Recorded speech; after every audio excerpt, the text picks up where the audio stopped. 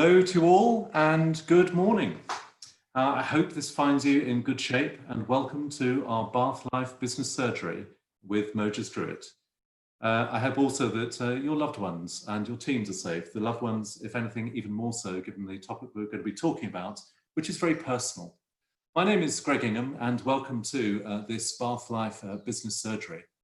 We're trying to help businesses and employees in these tough times where it is not so straightforward to work out what is right to do in our personal lives and in our professional lives.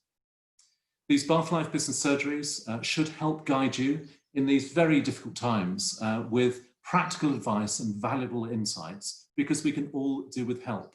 At this time, we need guidance on our decisions in the coming months and now, decisions which will affect our businesses, our employees, our city's economy, and today, decisions which will affect you and your families in years to come. Good luck. Before we get going, some news for you. So, following the sellout initial success, we held another Bath Life virtual wine tasting last night.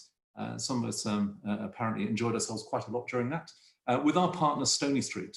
This time it raised money for the Bath Bulls, and we will be making an announcement in due course quite soon about the Bath Bulls this year, so please look out for that.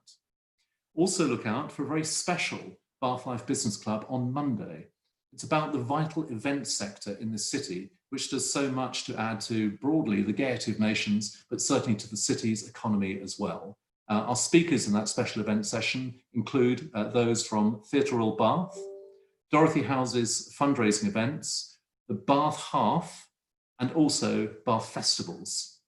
Events matter hugely to the city, its reputation, its tourism, and all our enjoyment and so on. So that is a very important session, very interesting session. Many of you, quite gratifyingly, have been asking about the return of Bath Life and when we will recommence publishing. We haven't yet set a date. We will give as much notice as we can, of course. We want to come roaring back and to, as ever, celebrate all that is good, in fact, great about this city. And we have some big plans for that relaunch, which we will share with you shortly. However, if in the meantime you have time-sensitive news, such as businesses opening up, we've got some cafes such as this. Look, I've got coffee here. Cafes opening up already. Look out for the Bath Life weekly newsletter, which is out tomorrow and every Friday, going to several thousand Bath people who are keen to know what is happening in the city. And specifically, we'll have a retail special next Wednesday. Our doors are open as the city begins to open up for retail from June 15th. Amongst other matters coming, we're running a dispute resolution session with Mojus Druitt again, which is on next Thursday, June 11. You think of it this way, from leases to contracts, there's an awful lot of disputes brewing, again, as people, as companies are figuring out what their post-lockdown world might look like. We'll be running other business surgeries. They'll include such as recruitment and retention, IT and remote working, office fit out, especially COVID compliance, digital marketing, and there'll also be, we hope to line up a very special Bath Life debate about the merits of office versus home working. Today, it is about wills and inheritance advice, and we'll be covering anything from the rationale for wills and planning, the practical points, key aspects to consider, difference between business assets and personal assets, powers of attorney, guardianship, disputes, intestate accounts, a role of independent trustees, opportunities for wills to be changed by surviving partners, much, much more. When you get into it, you go down the rabbit hole of this area. There are multiple iterations which need professional advice and careful planning. It is part of this series of the Bath Life Business Surgery advice sessions about how we all operate differently. If your business either has a need for professional advice, that's all of us, or has a service offering which you think would work in this environment, please do talk to us. We can provide that platform and help provide insights for all our benefits. This webinar will be available afterwards on the Bath Life YouTube channel. Many have accessed our videos previously, which is great, so please share it. It's becoming a repository of very useful information. So our two speakers today, I'll be interviewing from Mojus Druitt on your behalf. and we'll bring in questions during it. If you look at the button at the bottom of your Zoom screen, you'll see a little Q&A thing. I'll take those questions, and of course, particularly given this topic, they may well be very sensitive. We'll take those anonymously, of course. We'll be careful. This is a very private area, and I will explore on your behalf issues which arise. Our two speakers today, if we could bring them forward, they can bring themselves forward. David Hill, many of you will know David as a partner at Moses Druitt, head of the private client team. He's over 30 years experience of working in estate administration and specialises in complex estates, estate planning, lifetime gifts, tax mitigation, and he's a member of the Society of Trusts and Estate Practitioners. Additionally, Luke Watson. Luke is a dispute resolution partner at Moses Druitt, head of the Wills and Inheritance Dispute Team. He has over 20 years experience of both property and commercial dispute resolution and specialises in contentious probate. Luke is a member of two associations, the Association of Contentious Trust and Probate Specialists, ACTAS, who knew that? And he's a member of the Property Litigation Association. So if we could start with David and about Moses Druitt as a company. David, welcome. Good morning, thank you. Good morning. So how has lockdown been for Moses Druitt? What have you been doing and doing differently? Everything has been done differently, I suppose. From working from home, which is something that I really hadn't done an awful lot of. Video calls, client contact, not face to face, but well, face to face in a way, but virtual. So yes, we've obviously been going through risk assessments recently as we hopefully get just a return to some degree of normality from an office. But I think that the feedback we're getting from staff is that a balance between working from home and in the office is what they're looking for, and that I think we're embracing and welcoming, because I think it works all round. It's good for all of us, so long as the IT works, which we find out most of that pretty quickly. So yeah.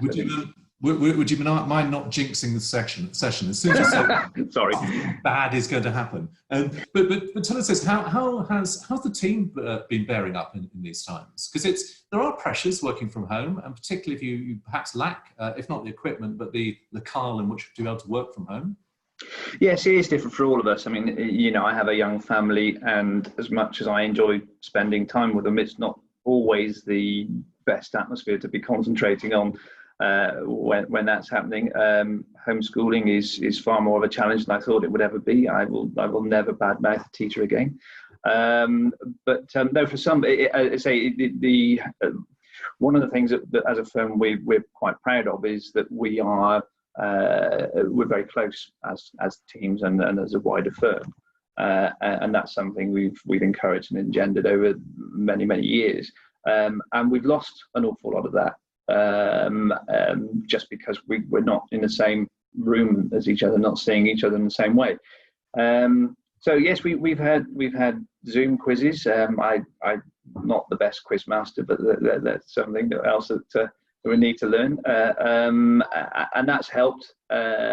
We've had some of the staff coming in from time to time because we need to pick up documents and paper, so we aren't beginning to see each other, but yes, as I say, with the return to work, I think that there's lots of areas about whether it's from how do we get into the building to who's allowed to use the fridge. You'd think that lawyers would be amongst the best and smartest looking at what is appropriate. We're good at writing lots of documents, but yeah, not sure we're good at following instructions. I have absolutely no doubt of the former, query the latter. In very brief, do you have a week, a month when Moses Druitt might be back in office? No, we're actually having a firm-wide Zoom call tomorrow to invite questions, much the same as this format. Not we've sold it from you, Greg, so that we can gauge the feeling from the staff, how they want to work it.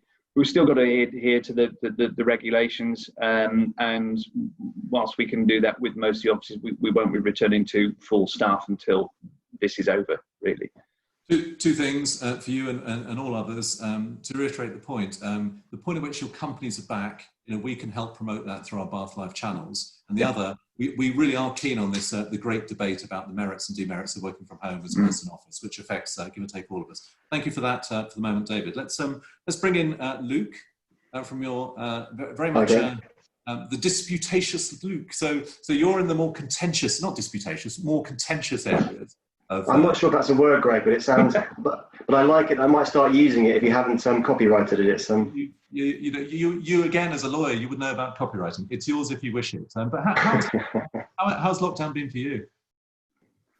For me personally, well, similar to Dave. I mean, I probably was used to working from home more regularly before lockdown, so I had sort of the tools that I needed to do that.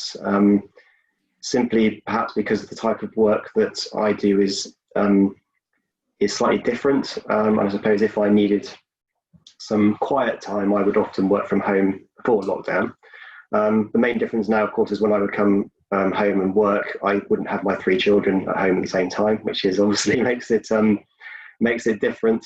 And my wife also working full time from home as well. So I think it's not so much home working that's been difficult and more challenging. It's home working in the current environment, and of course also not having the downtime, the ability to pop out, particularly during the beginning of lockdown, pop out for a coffee or go out in the evening for go meet some friends. So you don't have the social downtime, which I think we all need, and I think is important as a way of getting away from the the pressure that any job creates. But in terms of working from home per se, it's quite a productive way of working, actually. Good. I want to come on to one of the things which people have been thinking about during this lockdown time, which is, frankly, thoughts of mortality. With the 50,000 more, and it'll keep rising, deaths in the UK, people are thinking about their own personal destinies. And I'd like to bring David in on this point about wills. And why do wills matter? It's as basic as that. I think the easiest way to answer that is that it makes life and, ironically, death easier if you have one. Doesn't have to be complex. Just something that's straightforward can have a huge and positive impact at a time when it's tough, and that doesn't even scratch the surface of how things like this can affect a family. And it's quite stark, I think, the difference between having a will and not having a will in some circumstances. We do have legislation which tries to provide an average will outcome for an average family, but I'm not sure that an average family really exists now. We are dealing with legislation which is the best part of 160 odd years old. Wills Act 1837. It's the intestacy rules get updated from time to time. They have been recently, but still not really keeping track of today's world. Just as an example, you can have quite a standard family unit these days, which maybe consists of a couple who are unmarried or not in a civil partnership, have children together, but they're not recognised as related for inheritance purposes, and that can cause all sorts of problems. We will come on to some of those difficulties, and just as you're saying, the 1837 Act, if you want a sort of case study what it might mean in practice, I would recommend reading Bleak House if you haven't already, because it's all about... There you go, absolutely. Yeah. Jarndyce v. Jarndyce, an extraordinary case in terms of wills. But tell me this, do you think wills are mattering more in lockdown, that there is this sense of mortality and so on? Are you, I think it's one of those things. I mean, the stats still speak for themselves in that, it's around about 60% of the adult population that haven't made wills. And that doesn't really tell us the full story, because you can make a will from the age of 18, and obviously as you look at the stats for getting towards the age of 50 plus, the percentage is slightly lower, around about 40. But it's still, I think we take lots of risks by not having an unnecessary risk. Mortality is something that none of us like to think about. Wills are funny things, really, because you don't get anything from your own will. You can tick it off the to-do list, but it's rarely going to get to the top of the list. It's right up there with root canals, but I think it can give a sense of relief of having done it. As I say, it doesn't have to be complex, and a simple will has a longer lifespan almost. It's difficult to argue against having one. When you say it's not complex, just talk us through in brief the process of going from a thought I ought to have a will to happening. It starts with just a good discussion. From my point of view, it's never my role to tell someone what to put in their will. My role is to listen to them, understand their circumstances as best I can, and then give some advice and guidance and maybe a few what ifs. But it is that story which is the most important part, because in one way you want to start with the end goal. Where do you want to end up with this? Where does your family want to end up with this? And then work back to the best solution. And the complexity of personal circumstances will dictate to some degree what the will looks like. But in broad terms, people have a fairly good idea of what their aim is. For some people, it's harder. Ironically, if we see someone who has very simple circumstances but has been single for all their life and has no direct family, they're often the people that it's hardest to help and create something. But often, the people that the automatic intestacy rules just really don't take account for. Give us a steer, if not literally perhaps what you charge. You can if you wish, but generally speaking, what is a sort of reasonable cost of a not necessarily wholly complex, but a reasonably well structured will? I think if you're going to expect some proper time to tailor something to you, you're probably looking at somewhere around the £300-400 plus VAT mark for stage one. If you have very complex circumstances, I think you need to expect that's going to be different. And that, as I say, it's not a small amount. And one of the effects of lockdown for all of us is that there are financial pressures that we didn't know we were going to have on the 22nd of March. The flip side of that, and I don't want to turn into a salesman here, but we insure our cars, we insure our houses and even our lives year on year, and spend probably a fair amount of money doing all of those things. And you're only covering one small part of your asset base. A will is something that not only protects the assets that you probably work pretty hard to get, to be honest, but also is making life easier for those that are going to be left if something should happen. And I think if you put it in context, that's not a huge cost. No, but what would you say to those who say, well, you know what, I can Google wills, I can get something off the shelf or off the net, and that will suffice? I'm not going to badmouth that, because it is perfectly possible and feasible to do it, and there should be more than one way of achieving this. You shouldn't have to come through a professional.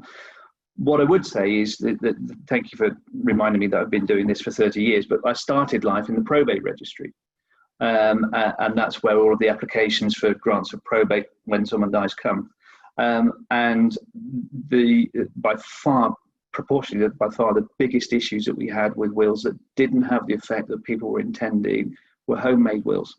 And you can make a will for 20 quid. You absolutely can, but you're going to get 20 quid's worth of will.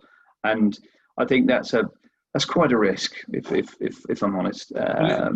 In a sense, you're bequeathing a problem to subsequent generations, your loved ones and beneficiaries, potentially. I think it's a false economy, and it might be worth bringing Luke in here, because I suspect that a good deal of the contentious issues that we have are based around wills that and this is the other thing as far as the law is concerned. Wills are very literal documents. You read it as it says, and we all use language in very different ways, and quite rightly in some circumstances as lawyers we are accused of creating words for the sake of creating words. That's to follow the format that we have as far as legislation is concerned, is to make it work.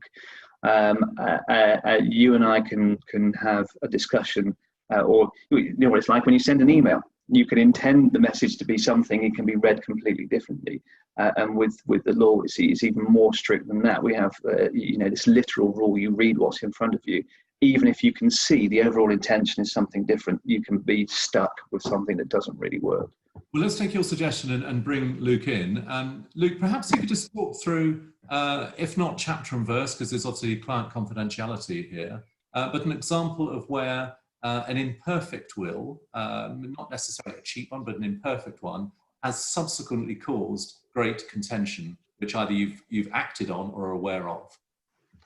Yeah, absolutely. I mean, I think that just picking up on one point that was raised just now by Dave in terms of the costs of a will, and as Dave was saying, the cost of drafting a will is not insignificant, but it is insignificant if you compare it with the amount of money that parties can spend arguing about a disputed estate or a disputed will.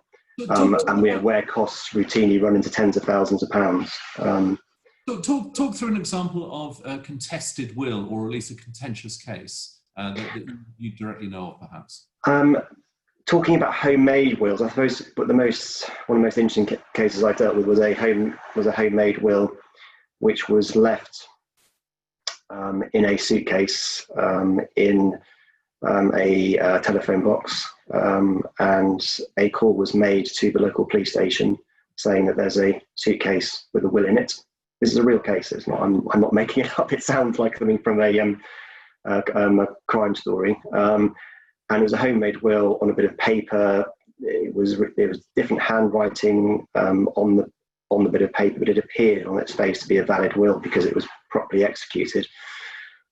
Anyway, in the end, there was challenges brought in relation to this will because they were concerned that it was a forgery. A forensic handwriting expert had to analyse the paper and the ink to determine whether it was a forgery. On a balance of probabilities, it was a forgery. There were high court proceedings, tens of thousands of pounds worth of costs, and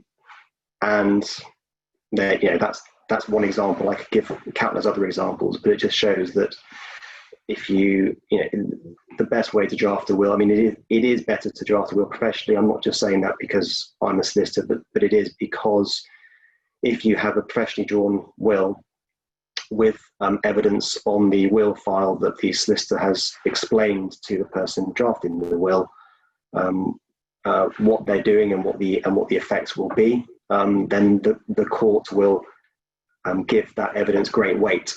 And so with a homemade will, you don't ever tend to have the evidence that surrounds the intentions of the person drafting it. Yeah, the context and intentions. Thank you. I'm Correct. going to bring in our good friend Anonymous, who's asked this question. I have a will already, but the details in it need updating. What do I actually need to do next? This is perhaps for David. It depends what the updating details are. If it's something as straightforward as changes of address, if there are family members in there that have married and have new surnames, there's no actual need to amend a will. That isn't an integral part of it. If there are minor amendments, you can create a second document called a codicil, which is an addendum. But there can be, ironically, pitfalls with that too, because if you have a will that's flawed, making a codicil reconfirms those flaws.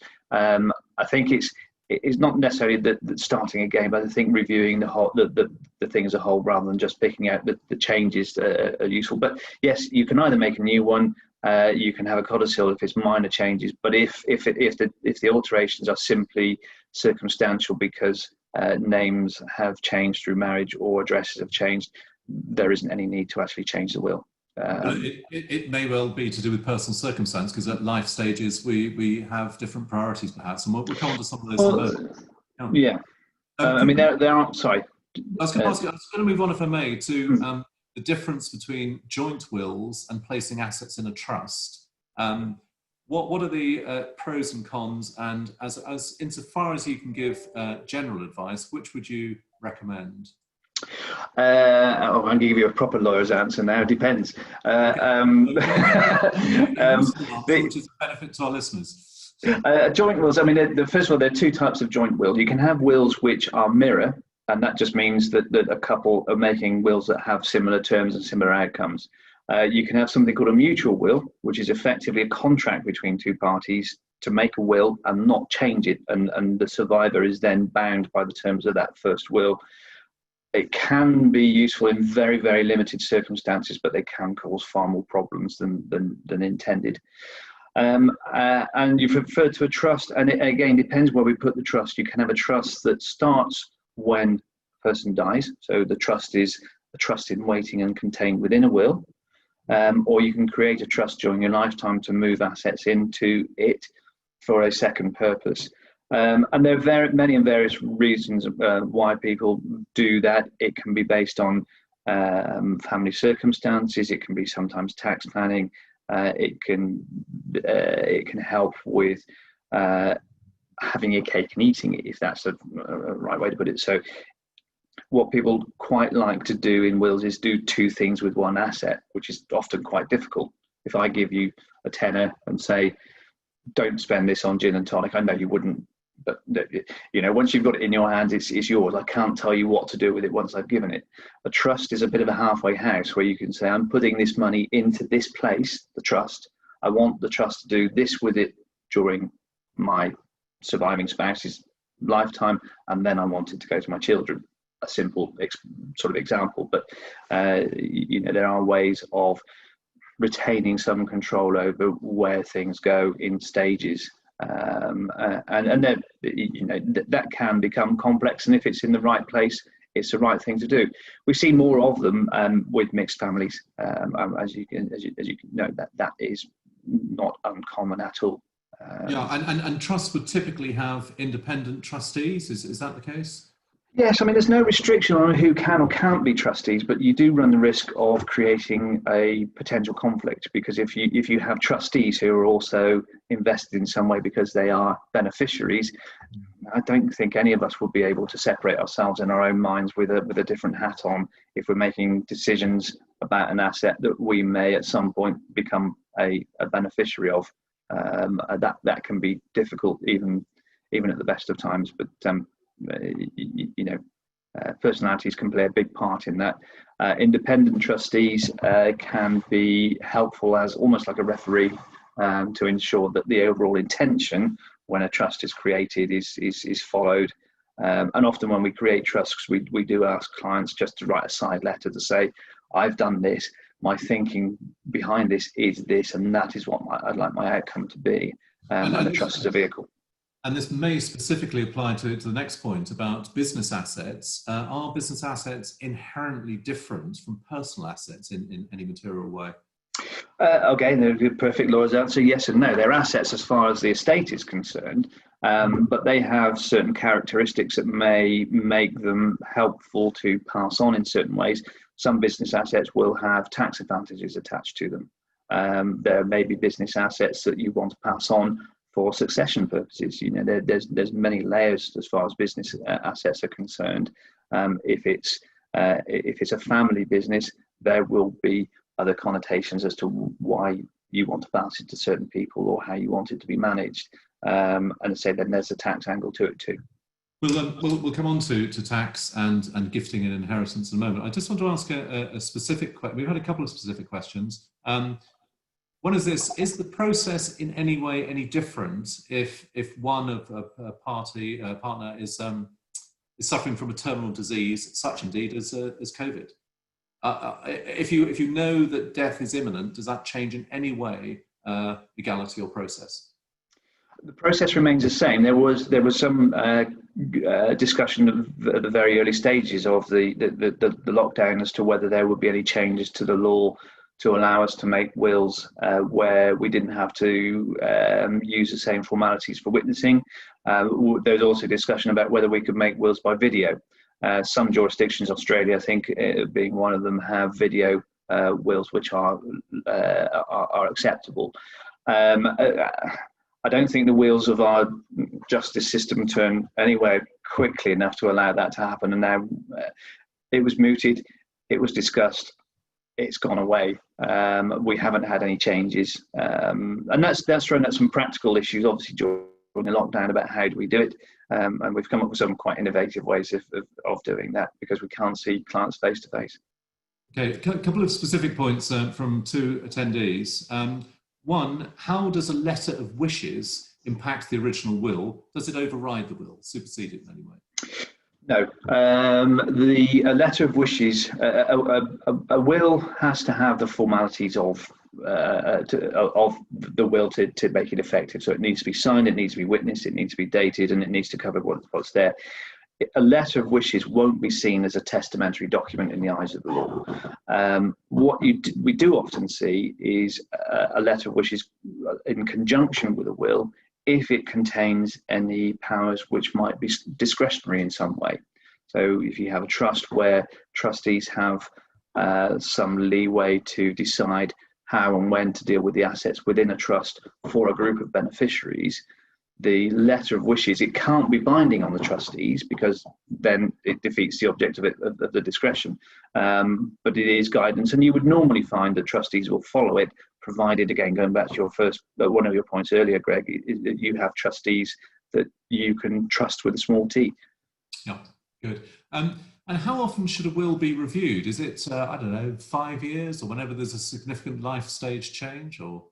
A bit of both. I mean, if there's any changes to personal circumstances and the ones that are sort of quite common to if you have children or grandchildren, you might want to review then. If there's a divorce or a breakup, either for yourself or within the family, you might want to look at that. And if someone dies, or the other side of it is if you inherit and your asset base changes significantly. For a lot of people, they may make a will that almost irrespective of their circumstances, the outcome will be what they want. I want my partner to have first take a bite of the cherry, and then I want my children. And sometimes reviewing it just to be reassured that what you've done already is fine is a good idea. And I would say, certainly look at it at least every 5 years. Sometimes we have calls from clients who've made wills which may be relatively straightforward, and they pick up the phone and say, David, we made this will 4 or 5 years ago. We've had a look at it. We think it says what it should, but we can't remember the discussion about the legalese that's in there. Can you just reassure us? And we have those conversations very, very regularly. And that's just a reassurance to know you've done the right thing. You're clearly navigating very personal circumstances and personal decisions. I'm more particularly thinking in terms of couples here, but would you advise someone making a will to let the beneficiaries know in advance, i.e. when they're still alive, what the outcomes are? Well, that's a very tricky one, because if a will changes, you've immediately got disappointed beneficiaries, and we all have families and we all have lives that are complex, and very little stays the same. I think beneficiaries is probably something that we would suggest that there's caution before you do. I think with executors, and the executor's role, like trustees, is to carry out wishes that you've included in your will or your trust. I think it's always a good idea to have a chat with them to say, I would like you to be my executor or my trustee. Are you happy with that? Because if they throw their arms up in horror, you need to look for someone else. So I think those discussions are sensible. But as far as beneficiaries are concerned, you can create a disappointment in advance, and that I think, that could be tricky. Could I unpack that? Suggest that all equates to no. Don't do it. You'd never get, I could have been a politician in another life. You could well have been. Tell me about this. When people are thinking about their estate, sounds like a rather grand term, but all of their assets, howsoever. How would you advise people anticipate later life care costs, which, because we're typically all living longer, our care costs are going to be a more material part. Yeah. In one way, it's one way to spend the kids' inheritance. So how do you build that into thinking when it comes to wills? Yeah, it's become quite a topic for us. It's almost taken over from inheritance tax, which has some changes there, which have lifted lots of people out of the tax band. But it's I think if you see it plainly, it's another attack on family assets. It can be quite emotive because planning to protect against care fees can almost have the impression that you don't want whoever's left to have decent care. I think that's not what the intention is at all. And it can seem rather mercenary, because if you're trying to avoid fees being taken from family assets, where they're going to come from, and you rely on a local authority. There are some measures you can take to try to protect. A simple trust in a will can be effective. To say, go back to having your cake and eating it, you can provide for a surviving partner within a trust, but those trust funds don't get means tested if care becomes an issue after the first death. Lifetime gifts or transferring assets out can be a method of protecting against care fees, provided the reason you're doing it isn't to protect against care fees. We have the same regulations that allow local authorities now to investigate what's happened to assets, as we did back in the mid-90s, and prior to that, when funding was centrally through what was then the DSS and income support. Can I just clarify that point? So you didn't quite say this, but is there a potential for an audit trail to go back into assets to see how they've been distributed? If absolutely, yeah. I mean, it's quite. There've been stories about this in the media from time to time, but essentially, if a local authority, now for us, Baines, is left to pick up the tab for care fees, and they think that funds have been drained from a person's assets to avoid that, they can effectively use the same powers that you would under tracing assets in bankruptcy to find out where those assets have gone, and if it can be shown that those assets were moved out to avoid them being used for fees, they can be traced to the person that's received them. So, talk about other assets. In current times, assets are very volatile. You know, what is the inherent worth of anything, most particularly when it comes to index stocks and funds and such like? Is there any sensible advice, or is it simply it's an asset which has rises and falls, has whichever value, and so be it? You're probably asking the wrong person. You might need a financial advisor with that. But it's the same. It affects all of us in some ways, whether it's pension pots, investments, whatever it might be. And timing is everything, isn't it? You know, if you were forced to realise everything now, you're probably going to take a fairly big hit with both property and investments, and that can be relevant for estates. Someone that passes away now, you know, we've still got a volatile market for both property and investments for the foreseeable future. I think, you know, we are in a recession. How deep that goes, none of us know. I might pass on that one and say if you're thinking of should I liquidate or not, that might not be one for me. All right, a different question. This is probably more for Luke.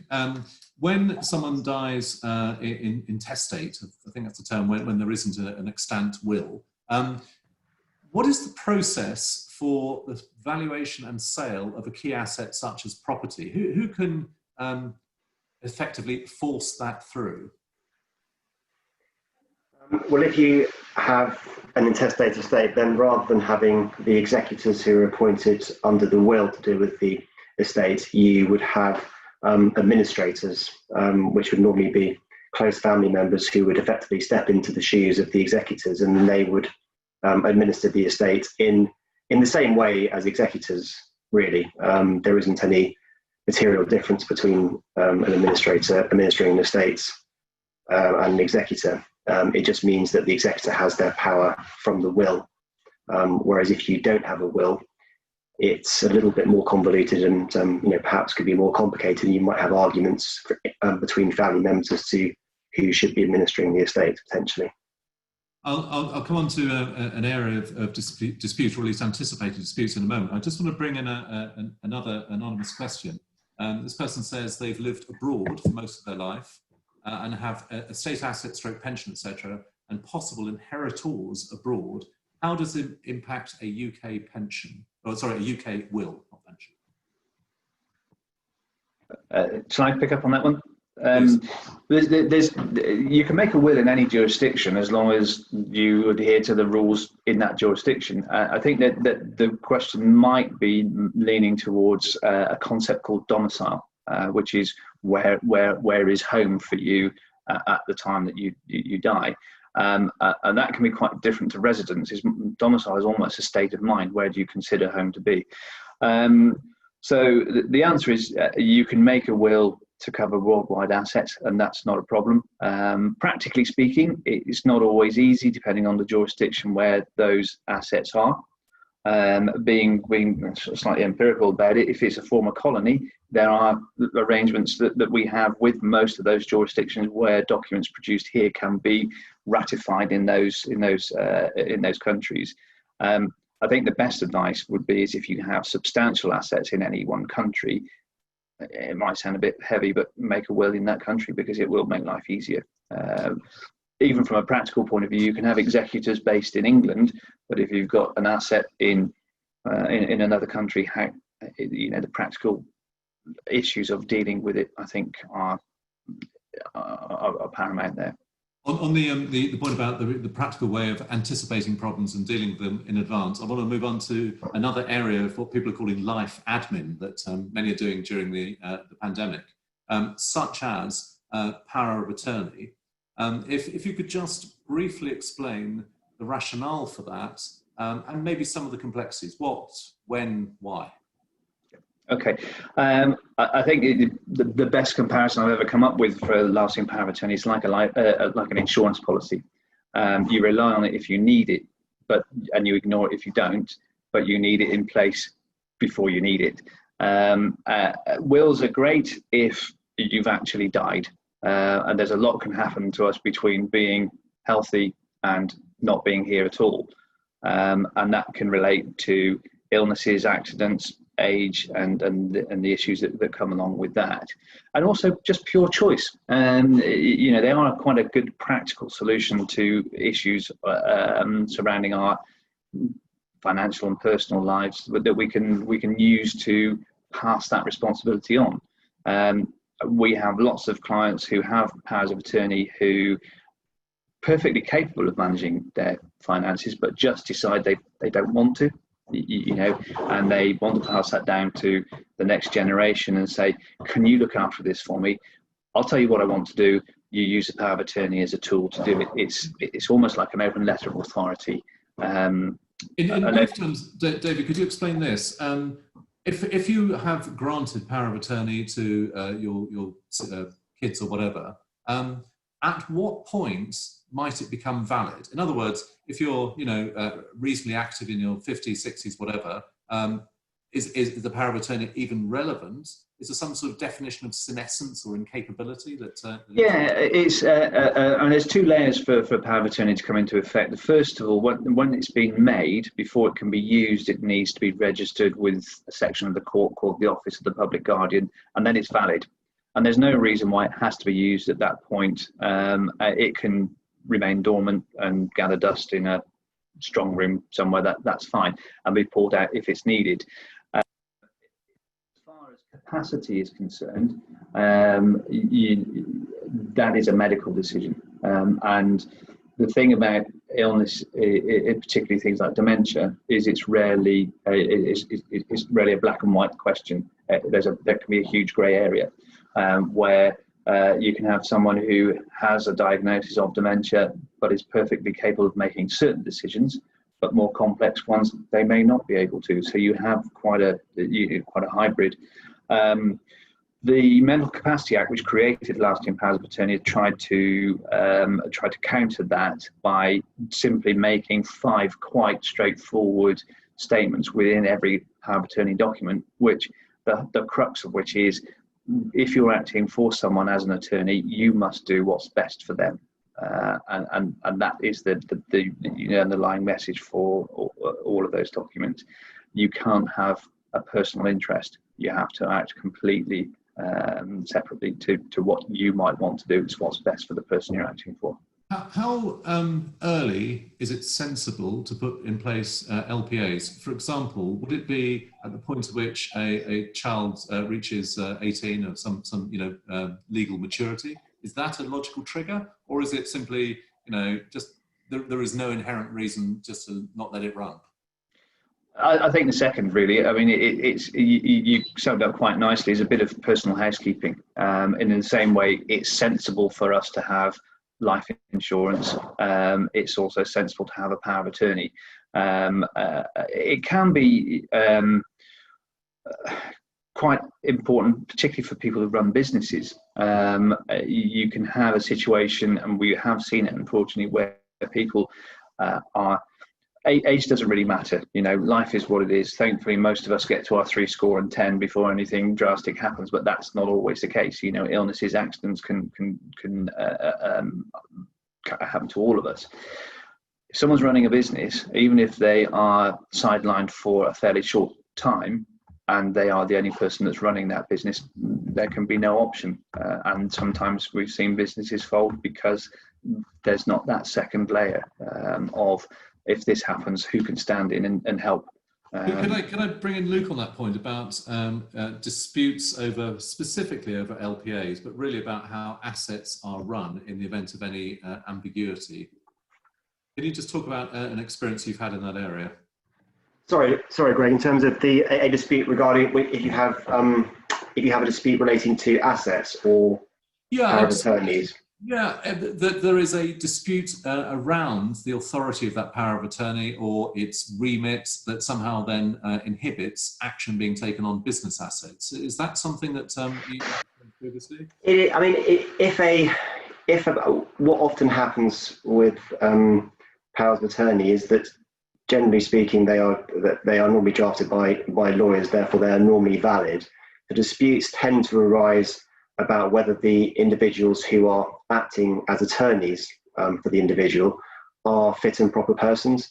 So, for example, you could have a situation where certain family members are acting as the attorneys, but other family members possibly, say there's brothers and sisters, and say one particular sibling is an attorney and another sibling isn't, you can often have disputes about what the attorney is doing and whether they should be the attorney, and they can get quite nasty and quite personal, and that can then feed into, if there is a business, then obviously that would then feed into a dispute in relation to the business itself. That's where I see the tensions arising generally, is in relation to the people who are appointed and whether or not they are the correct people. One sensitivity, which I'm sure you've each encountered, perhaps more David, is if an increasingly elderly person doesn't wish to grant power of attorney. That's quite difficult to navigate those discussions. But ultimately, if an individual, maybe with dementia cutting in or whatever, but if an individual does not wish to, there is no means of, quote, forcing through an LPA. It's got to be at their volition, presumably. Absolutely, yes, it's a completely voluntary document. There is a court process called deputyship, which is an alternative to lasting powers of attorney, but much the same as when we're talking about wills. It's far more cumbersome, it's far more expensive, and it's quite impersonal. So you can have a situation. What the ultimate situation is that the court appoint a deputy, which is similar to an attorney, but the court dictate what happens and when. And if you have a situation where there is no power of attorney, but you might be acting on behalf of a spouse or a parent, it's quite difficult to think, okay, before I can make this decision, I need to ask someone at the court who's never met me or anyone else if I can do it, getting permission to do almost what you want with your own things. And as I say, it's cumbersome, it is expensive, and it's very, very slow. It's extremely safe because it's very slow. It's not helpful. Dara, just offer from a personal perspective, the deputyship process is one to avoid if there is any way of doing it. It's a bit of a mare, to use a non-technical expression, but there we go. Let's come on to, there's a question we've had from, obviously, again, another anonymous person. Deeds of power of attorney, what's the differences between the original ones and the current ones? deeds of power, right? I don't actually recognise the term, so perhaps you can... Yeah, no, I think probably what they're referring to is enduring power of attorney, and that was replaced by lasting powers of attorney in September 2007. Enduring powers of attorney... Say the date, please, perhaps. So, yes, September 2007 was when we changed from one to the other. Any enduring power of attorney that was created prior to that date is still valid. We're finding that some of the financial institutions don't recognise them anymore because people hadn't seen them.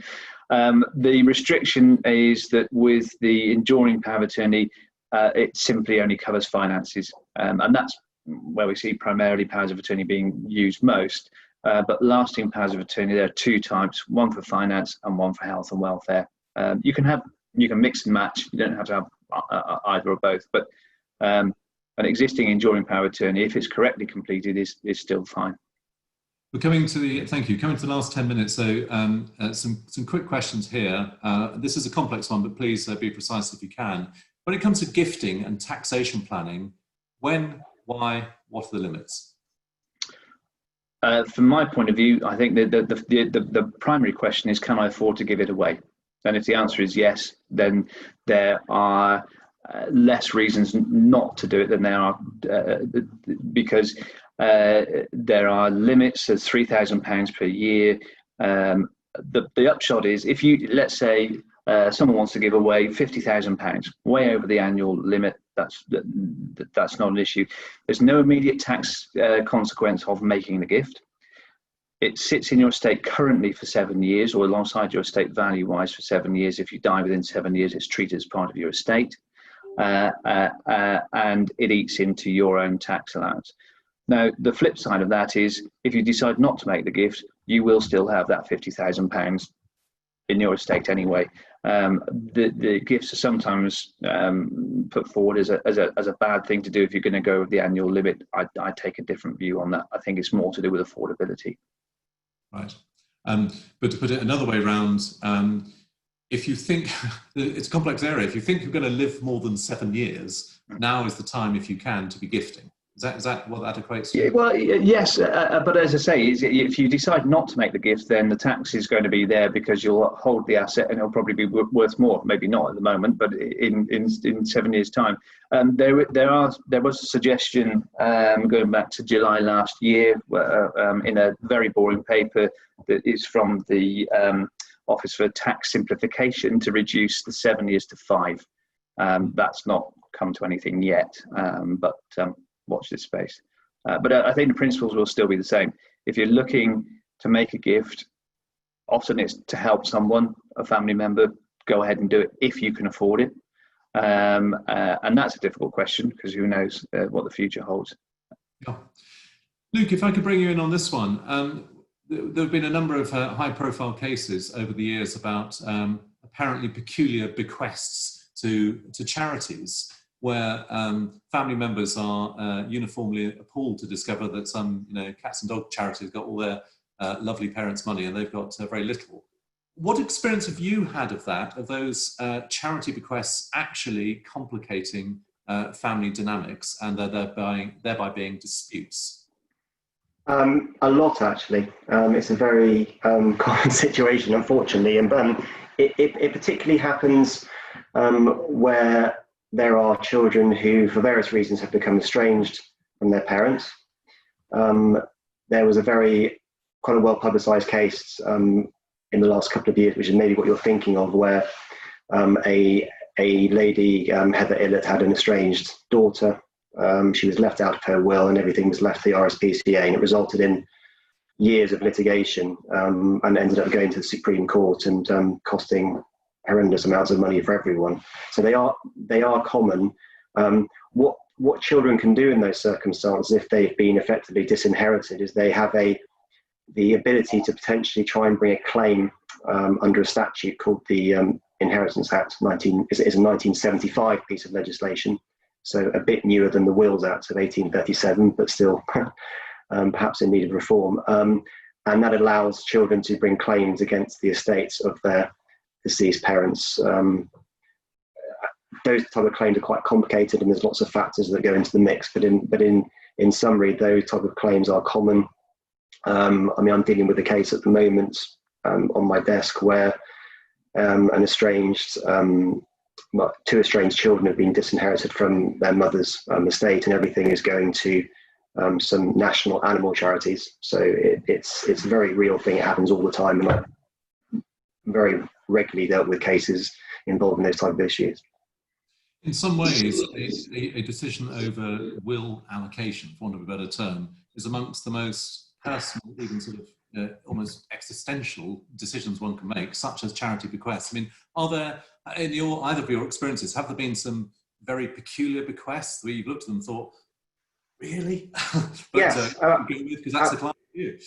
Absolutely. I mean, sometimes, for example, the case I have at the moment, for example, is a case where the charities, apparently the mother who's passed away never had any connection with those charities at all. So the children are saying, this doesn't bear any resemblance to our mother. Why on earth would she have left these charities money when she showed no interest in them during her lifetime at all? But you're right, it's extremely emotive, because actually what happens is, if you are a child and your parents have disinherited you, even if you've had a difficult relationship, I think it hurts quite deeply, I think, the individuals concerned, because it's a very profound sense of being left out, and the fact that it's perhaps a sign for the child that their parent didn't actually love them, and that they've, and that's pretty fundamental to the sort of relationship between parents and their children. So the feelings that are brought to the fore in these type of disputes are extremely powerful and deep-rooted, and that makes dealing with them particularly, you need to try and be particularly sensitive, if you can, as much as you can be, in dealing with these issues, because they are, as you say, very profound. Very profound. Can I just ask you, as an individual, how do you navigate that? How do you navigate those contentious areas, particularly, as you say, around disinheritance issues? It must be especially complex for you. It is difficult. I mean, I think the key is, and whether this is the right way, I don't know, but the way I personally deal with this is to try and be as professional as possible. So obviously you have to be sympathetic, but also you have to explain to your clients that ultimately your job as the lawyer in these type of issues is to try and resolve the dispute for them, and try and make the situation better, and not be part of the problem, which means not getting involved in the emotion yourself, because otherwise you will simply be feeding the sense of injustice and unhappiness that your client has, and that will not help them in the long run. You need to try and take a step back and approach it as a lawyer, because that's what the courts do. The courts will have sympathy, but they will decide cases on the legal issues before them. Two last questions from people on this call. One is, what is the role of the executor of the will versus the power of attorney? Is there a tension point there? No, they're often mixed, but one stops when the other one starts. Power of attorney is only effective during lifetime. Executorship is only effective after death. Right, that's clear. Thank you. Forgive the very last observation here, but where should a will be best kept for safekeeping? At home? With Moges Druitt? They actually say that, and that's the way one of your team said. Under the floorboards. I mean, this is we do have a flaw in the system, is that we don't have a central registration for wills. So it is quite feasible to write a will, get it signed, and stick it under the bed, and no one will know it's there. We keep many wills for clients and for people that have, whether they've made them with us or not, in safekeeping. Going back to one of the questions you raised earlier, should you tell everybody about the will? Probably not everybody, but going back to the executors, if you tell them, I've made a will, something happens, they will at least look for it. And we also suggest, when people make wills with us, let them know that it's here. Don't tell them what's in it, because it might change, but make people aware you've made one and where it is. Very good. Our hour is over, so I would like to call to halt. Our thanks to Moges Druitt today, to David, and to Luke. Thank you very much. There's one comment come in from Andy Clark, who has said, and I think this is fair, certainly on the latter point. Thank you to the organisers and participants. Very informative. Indeed, it has been very informative. Thank you all for your time and your questions today. Do look Thank out you. for our next Bath Life Business Club on Wednesday. The event special as mentioned with Clitheroe, Dorothy House, Bath Half, Bath Festivals and so on. There will be another Bath Life virtual wine tasting event we're in favour of the Bath Bulls. We'll run it with Stony Street again. Please look out again for our business surgeries. Next one is also with Mojas Druitt on dispute resolution. Other business surgeries to recap: recruitment retention, IT remote working, office fit outs, COVID being COVID compliant, digital marketing, and a special Bath Life debate on the merits of office v home working. If you have an interest in that, please contact us. We all need help navigating here. And yes, this is a tough time, but yes, this too shall pass. This has been a Media Clash production, and this has been the third Bath Life Business Surgery. Thank you. Bath together.